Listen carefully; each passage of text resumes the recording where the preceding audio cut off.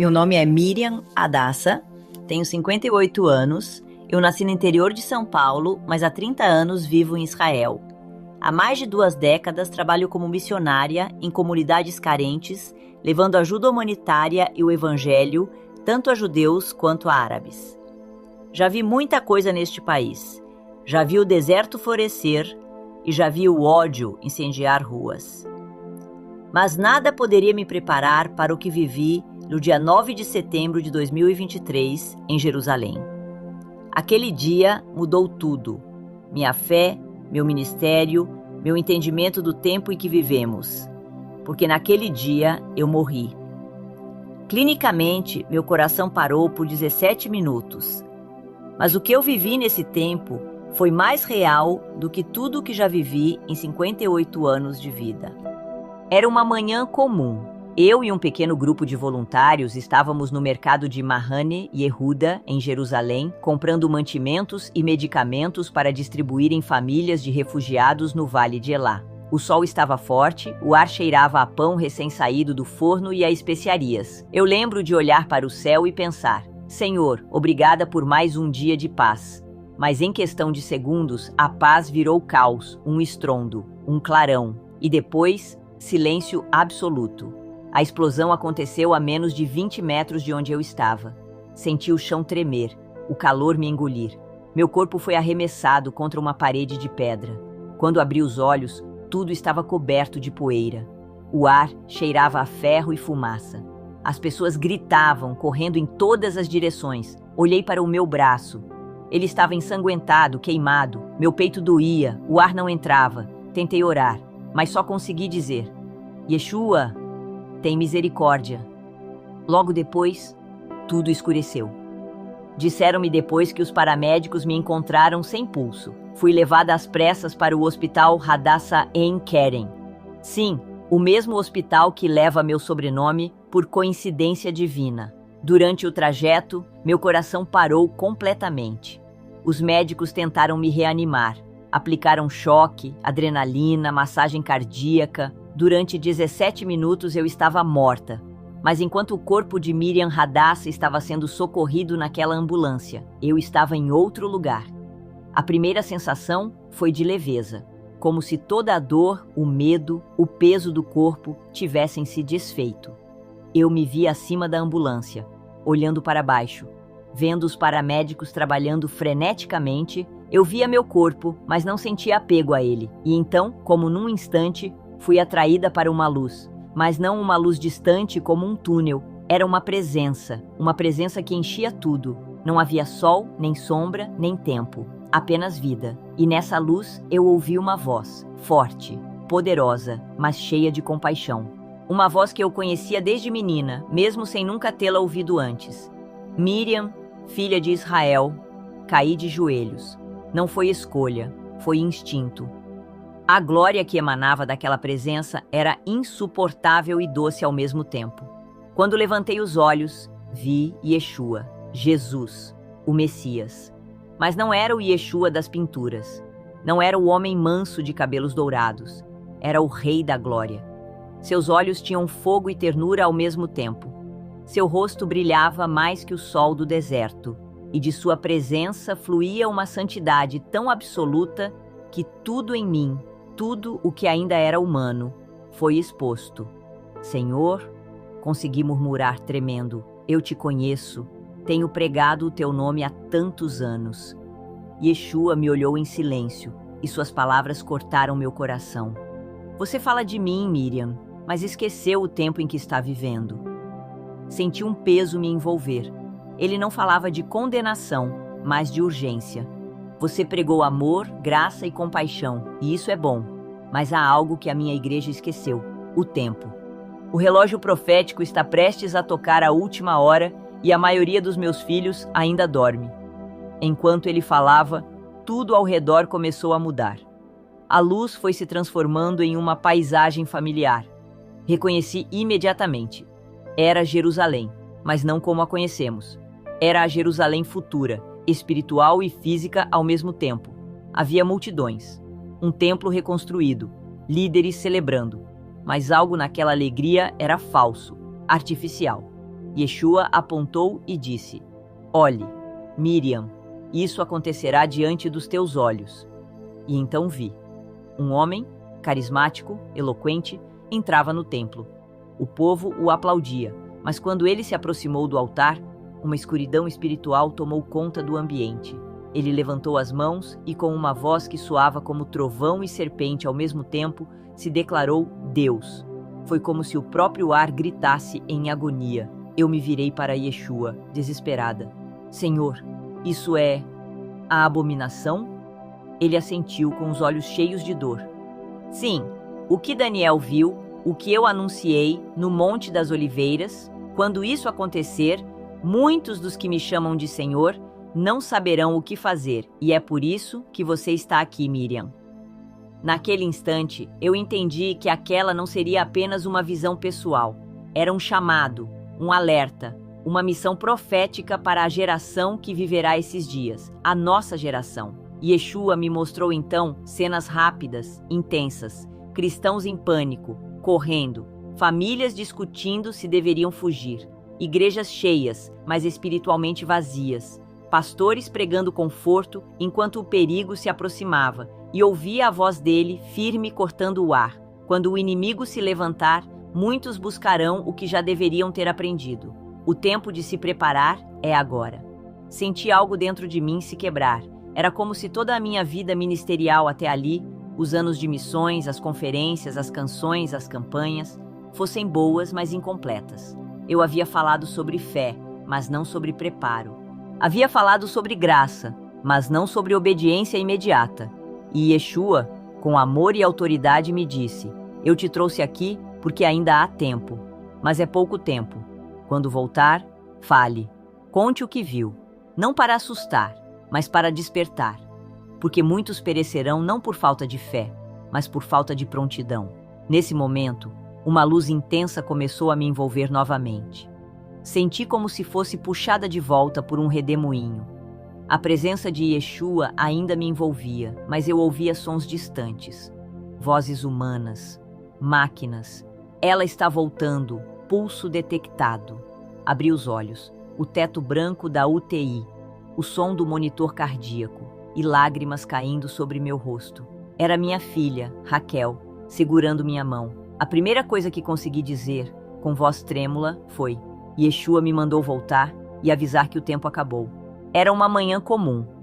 Eu e um pequeno grupo de voluntários estávamos no mercado de Mahane Yehuda, em Jerusalém, comprando mantimentos e medicamentos para distribuir em famílias de refugiados no Vale de Elá. O sol estava forte, o ar cheirava a pão recém-saído do forno e a especiarias.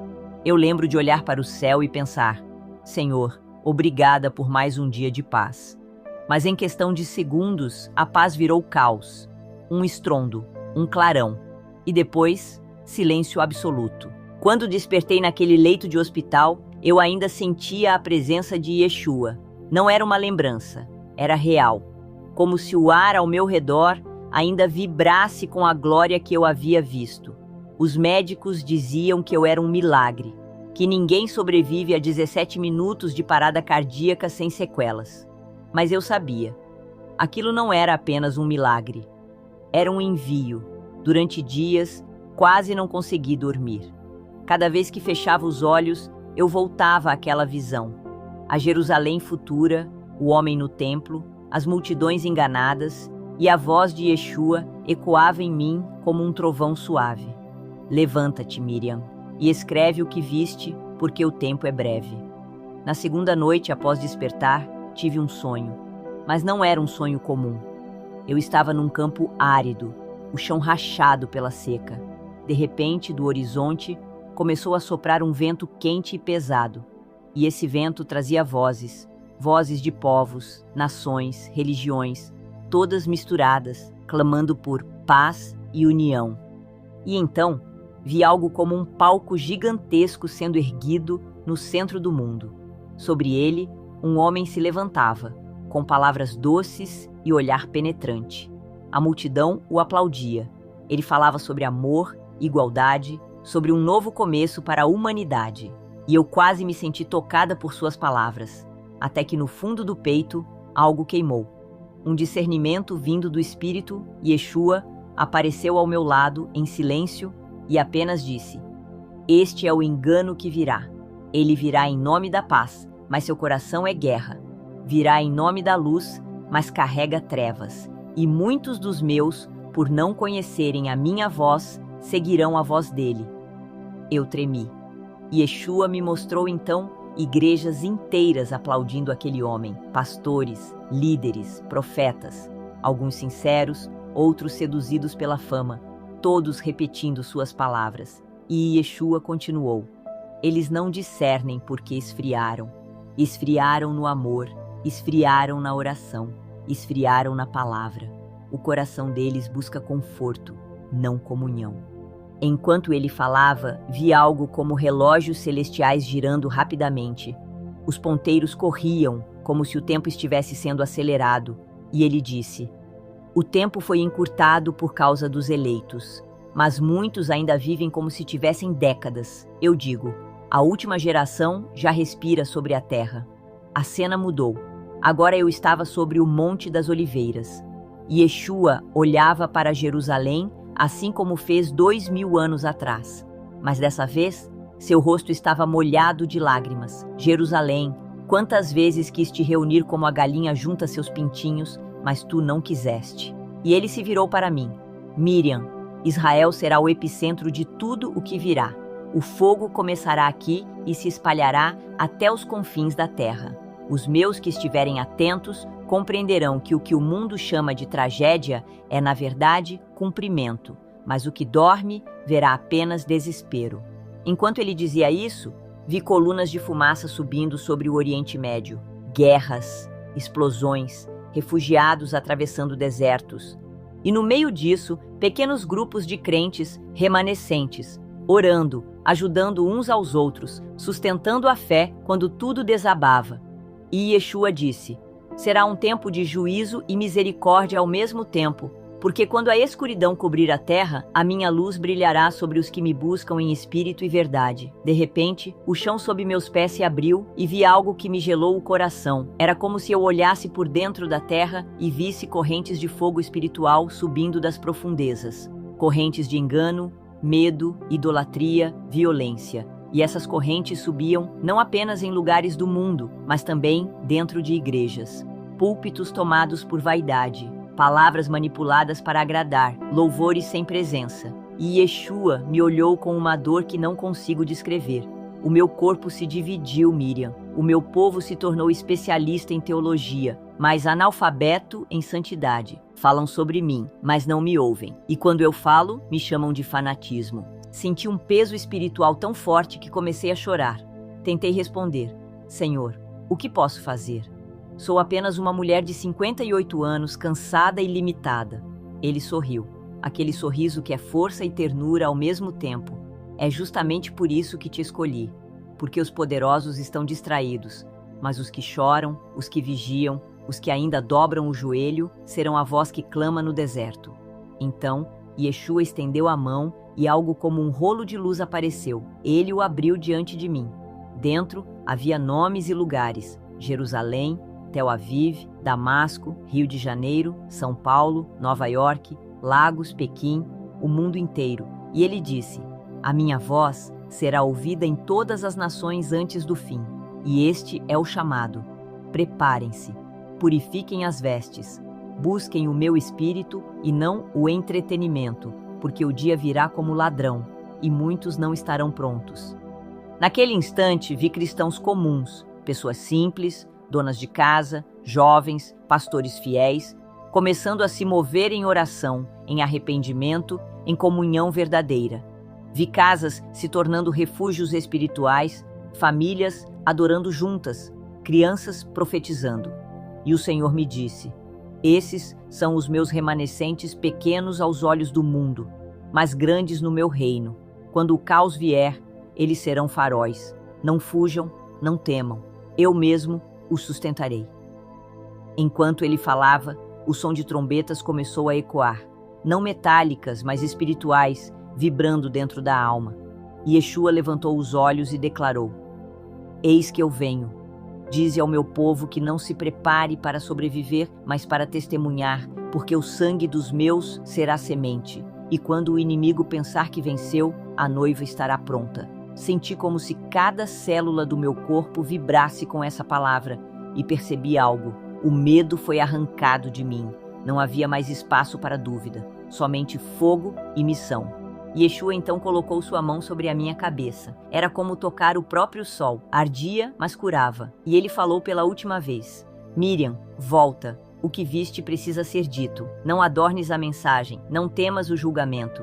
Porque não é tua palavra, é a minha. Dize ao meu povo que o tempo da indecisão acabou. Quem é santo, santifique-se ainda. Quem é impuro, permaneça. Mas sabendo que logo verá o que escolheu. A visão se dissolveu. Acordei de madrugada, suando, chorando, sentindo o coração arder. Peguei um caderno ao lado da cama e comecei a escrever tudo, linha por linha, enquanto o Espírito ainda falava. Foram 7 horas sem parar. Quando terminei, o amanhecer já iluminava Jerusalém. E no meio do som dos pássaros e das sirenes distantes, eu senti algo dentro de mim nascer novamente. Um chamado profético, um grito da alma. Desde então, tenho viajado por Israel e por outras nações, contando o que vi. Não por sensacionalismo, mas por obediência. Porque eu vi o amor e o juízo de Deus no mesmo instante. E sei, o tempo é curto, mas a misericórdia ainda está aberta. Depois daquela visão, por semanas eu não consegui voltar à normalidade. Cada som, cada rosto, cada oração parecia diferente. Eu olhava para as pessoas nas ruas de Jerusalém e via nelas uma urgência que elas mesmas não percebiam. Era como se eu carregasse dentro de mim o som das trombetas do céu, um som que não se cala.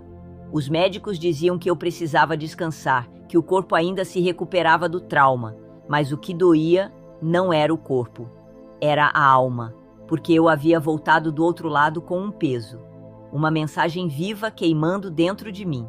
Nas primeiras semanas, mal conseguia falar sem chorar. Minha filha Raquel, que me acompanhou o tempo todo, dizia: Mãe, o que aconteceu lá? Você fala dormindo, diz palavras que não entendo.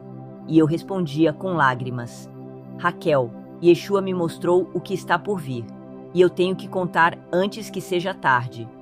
Voltei a caminhar pelas ruas de Jerusalém com um caderno nas mãos. As pessoas olhavam e achavam que eu era apenas mais uma missionária orando, mas dentro de mim havia um fogo. Passei dias no Muro das Lamentações, chorando, intercedendo, pedindo direção. E o Espírito Santo falava ao meu coração com clareza. Começa por Israel, mas fala também às nações, porque o que vai acontecer aqui será como o relâmpago, visto do Oriente ao Ocidente. Comecei a visitar congregações messiânicas, igrejas evangélicas e a contar o que vivi. Muitos choravam, outros se calavam e alguns me olhavam com desconfiança. Mas eu entendia. Quem nunca esteve diante do Rei da Glória não pode compreender o peso de suas palavras. Em uma dessas reuniões, um jovem me perguntou: Miriam, o que o Senhor quer de nós? Como nos preparar? Fechei os olhos, respirei fundo e senti o Espírito me conduzir a responder. Ele quer corações limpos, vidas simples, ouvidos atentos. Quer que voltemos ao altar, que deixemos as distrações, o entretenimento, a ganância.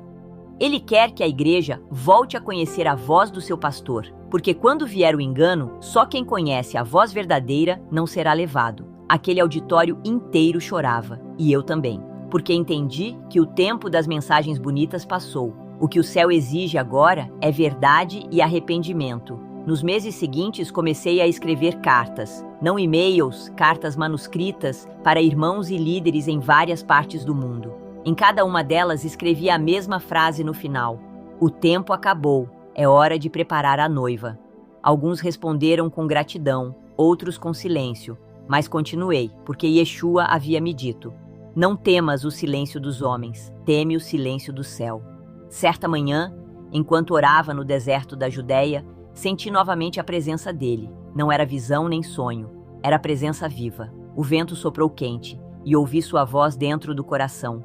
Miriam, dize ao meu povo que a perseguição será o filtro. Muitos cairão porque amam o mundo mais do que a cruz. mas aqueles que me amam de verdade serão fortalecidos pelo Espírito. Eles não apenas resistirão, serão usados com poder. Então, no Espírito, vi grupos pequenos de crentes escondidos em casas, cavernas, desertos, mas cheios de luz. Eles não tinham microfones nem palcos, mas a presença de Deus habitava entre eles.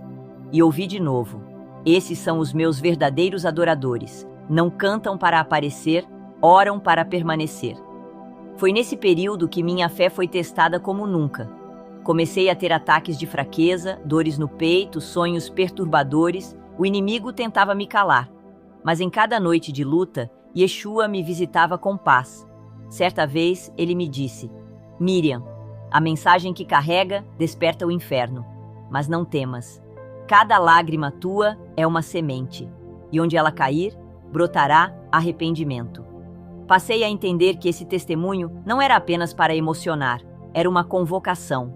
E cada vez que contava minha história, eu via pessoas sendo libertas, reconciliadas, voltando a orar de madrugada, jejuando, pedindo perdão umas às outras. Era isso que ele queria. Certo dia, fui convidada a falar em uma igreja no sul de Israel. Quando cheguei, o pastor me recebeu dizendo: Irmã, estamos vivendo tempos difíceis. O povo está cansado, desanimado. Traga-nos uma palavra de consolo. Subi ao púlpito com o coração tremendo. Olhei para aquelas pessoas simples, famílias inteiras, jovens, idosos, e disse: o consolo verdadeiro não está em promessas humanas. Está em saber que Yeshua está voltando e que ainda há tempo para alinhar o coração. Eu morri e vi o que vem. Não falo de destruição para assustar, mas para despertar, porque ele me mostrou que a maior tragédia não é a guerra, é uma igreja adormecida. O ambiente se encheu de silêncio. Ninguém se movia. E então, lentamente, começaram a chorar. Vi homens caindo de joelhos, mulheres orando alto, jovens pedindo perdão a Deus. E ali entendi: o avivamento que virá não será de palco, será de quebrantamento. Desde aquele dia, cada vez que conto o meu testemunho, digo sempre o mesmo. Yeshua me mostrou que há 2 tipos de crentes nesses dias: os que estão preparando azeite e os que estão esperando alguém emprestar. E ele me disse algo que nunca mais esqueci. Diga a eles, Miriam, que o azeite da intimidade não se empresta. É produzido na prensa da oração, na renúncia, na fidelidade nos pequenos atos. Quem quiser luz quando a noite cair, precisa aprender a cultivar o azeite agora. Essas palavras me acompanharam como lâmina e bálsamo, porque percebi que o Senhor não busca multidões, busca noivas fiéis. E mesmo que poucos ouçam, o recado precisa ser entregue. Hoje, 2 anos depois da minha experiência, continuo vivendo em Jerusalém. O corpo carrega cicatrizes da explosão, mas o espírito carrega algo muito maior, a certeza de que vi o Rei da Glória. E toda manhã, quando o sol nasce sobre o Monte das Oliveiras, repito a mesma oração: Senhor, usa-me mais uma vez, até o último fôlego para preparar teu povo. Não passo um dia sem lembrar do olhar de Yeshua, aquele olhar que era amor e juízo, ternura e poder. Ele não me mostrou o fim para me assustar, mas para me ensinar a viver diferente. E é isso que quero dizer a você que ouve ou lê este testemunho agora. Ainda há tempo, pouco, mas há. O tempo de brincar de fé acabou. É hora de voltar ao primeiro amor, de buscar santidade com seriedade, de perdoar, de reconciliar-se, de abandonar o pecado secreto. Não há mais espaço para máscaras. O Espírito de Deus está separando trigo e joio, verdade e aparência, luz e sombra. E cada um de nós precisa decidir em que lado estará. Antes de encerrar, quero deixar uma das últimas coisas que ouvi de Yeshua antes de ele me enviar de volta.